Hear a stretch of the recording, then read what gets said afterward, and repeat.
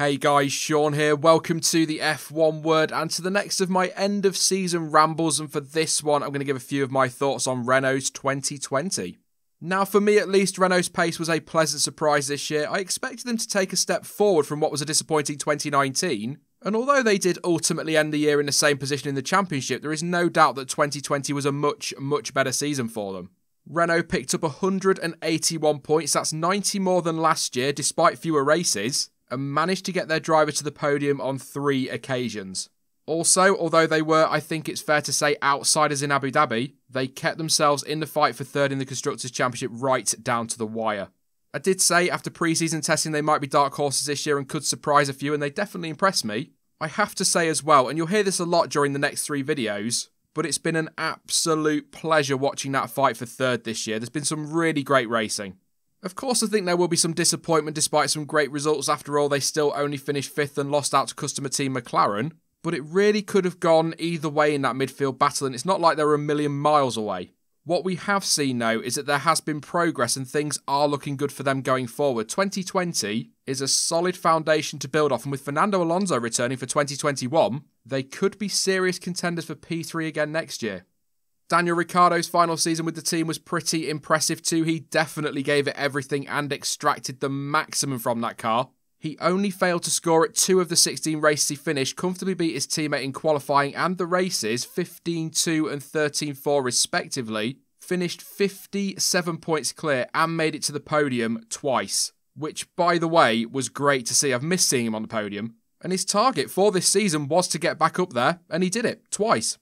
I don't really know what else to say on him though. The thing is, as good as he has been, it's hardly a massive surprise given how quick we know he is. And yeah, he led that team very well, but again, that's not exactly something we should be shocked about. But 5th in the driver's standings is one hell of an achievement, and by the way, that's his highest finish since 2017. And when asked how he felt his season had gone, he said he was fulfilled and that it was a really strong year, and I think that's an understatement. What I will add at this point is, despite the clear progress at Renault, I actually think based on right now, he still made the right decision to switch to McLaren. And yeah, hopefully those words won't come back to haunt me at the end of 2021. Esteban Ocon made his return to F1 this year, and honestly, how I feel about his season is kind of hard to explain. But when I get there, I hope you see what I'm trying to say. Despite being pretty well beaten by his teammate, considering he'd had a year out, I don't actually think he's been awful. At the same time though, he's not exactly been brilliant. Sure, he managed to make it to the podium at Sakir, and I was genuinely thrilled to see him up there. And some weekends have certainly gone better than others. For example, being up there in 5th place behind his teammate in Belgium. And you know, actually looking at his results as a whole, of the 13 races he finished, he did actually score at 10 of them. So perhaps he deserves a bit more credit than I'm giving him. And maybe he was just the victim of coming up against a very strong teammate. I think it's just that I expected so much more from him returning this year. But to sum up how I feel about his season, I'm going to have to steal Chastity Church's question from 10 Things I Hate About You. I know you can be underwhelmed and you can be overwhelmed, but can you ever just be whelmed? Yes, you are still watching the F1 Word, but anyway, that's just how I feel. Whelmed. But he will need to step it up next year because things aren't going to get any easier with Fernando Alonso as his teammate. And on top of that, he's not going to have the excuse to fall back on that this was his first year back in the sport. I want to see more from him next year.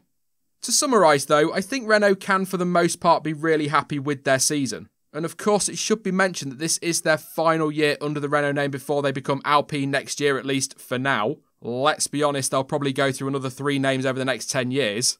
But I hope the groundwork laid in 2020 is just the start of them becoming regular podium challengers in the near future. That is it for this one though, but you can let me know your thoughts on Renault's season down in the comments section, and once again, how would you personally rate their year out of 10? Now, I will be back with some more 2020 waffle soon, but in the meantime, don't forget that you can of course follow me over on social media, and all of the links you need for that are in the description down below. But as ever, thank you for watching. I've been Sean, this has been the F1 Word, and until next time, Merry Christmas and goodbye.